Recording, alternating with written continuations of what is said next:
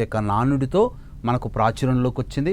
కాబట్టి ఇక్కడ చంద్రుడు తనకు కలిగినటువంటి ఇబ్బందుల్ని తొలగించుకోవడం కోసం ఈశ్వరుని ఆరాధన చేశాడు. కాబట్టి ఆ ఈశ్వరుని యొక్క అనుగ్రహం కోసం ఈ రోజున ఎవరైతే, అనగా సోమవతి అమావాస్య సెప్టెంబర్ 2వ తారీఖు రోజున వచ్చింది కాబట్టి ఎవరైతే ఆ యొక్క ఈశ్వరుణ్ణి మనసారా భక్తితో అర్చిస్తారో వారికి కలిగినటువంటి సమస్తమైనటువంటి ఈతి బాధలన్నీ తొలగిపోతాయని చెప్పి మనకు శాస్త్రవచనం.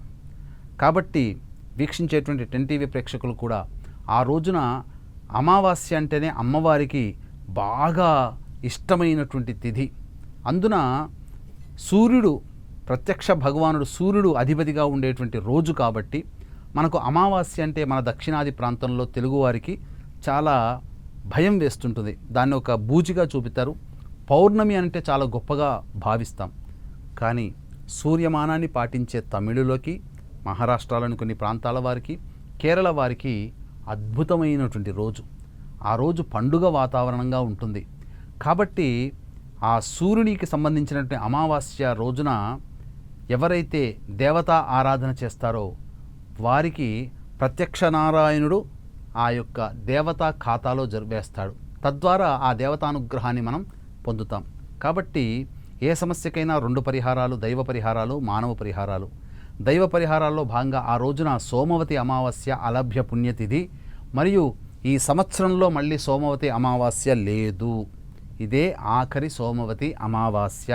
సంవత్సరానికి 1, 2 ఇటువంటి సోమవతి అమావాస్యలు వస్తాయి. కాబట్టి అత్యంత దుర్లభమైనటువంటి అలభ్య పుణ్యతిథి అయినటువంటి సోమవతి అమావాస్య రోజున అమ్మవారి యొక్క అనుగ్రహం అందరికీ అందించాలనేటువంటి సదుద్దేశంతో వారాహి హోమము, అలాగే ప్రత్యంగిర హోమము, బగళాముఖి హోమము మరియు రాజశ్యామల హోమాలు, ఈ 4 హోమాలు సూర్యాస్తమయం తర్వాత ఈ యొక్క హోమాది కార్యక్రమం మా పీఠం ఆధ్వర్యంలో జరపబడతాయి. కేవలం పర్ హెడ్ 1500 రూపాయలకి చేయించడం జరుగుతుంది. అవకాశం ఉన్నవాళ్ళు సాయంత్రం 4 లోపల ఎవరైనా కానీ తమ గోత్రనామాలు నమోదు చేసుకోవచ్చు.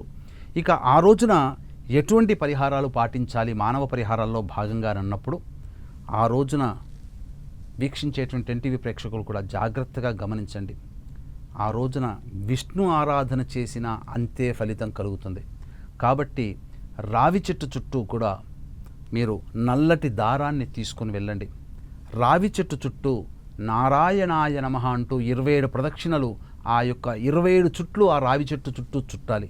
ఆ చుట్టుకుంటూ నారాయణాయ నమః, నారాయణాయ నమః అనుకుంటూ 27 చుట్లు చుట్టిన తర్వాత మీ యొక్క సంకల్పం ఆ రావి చెట్టు కింద కూర్చొని సంకల్పం చెప్పుకోండి. ఏ కార్యక్రమం, ఏ యొక్క ప్రయత్నంలో మాకు ఇబ్బందులు కలుగుతున్నాయో ఆ ప్రయత్నంలో తొలగిపోవాలి, ఆ బాధలు తొలగిపోవాలని చెప్పి సంకల్పం చెప్పుకొని తూర్పు వైపున ఫేస్ పెట్టి విష్ణు అష్టోత్తరం 3 సార్లు కానీ, విష్ణు సహస్రనామ పారాయణం కానీ చేయండి. అక్కడ ఆ యొక్క మట్టి ప్రమిదలో కానీ లేదా ఏదైనా దీపపు ప్రమిదలో ఆవునేతితో దీపారాధన చేసి వెనక్కి తిరిగి చూడకుండా ఇంటికి వచ్చేయండి. ఇక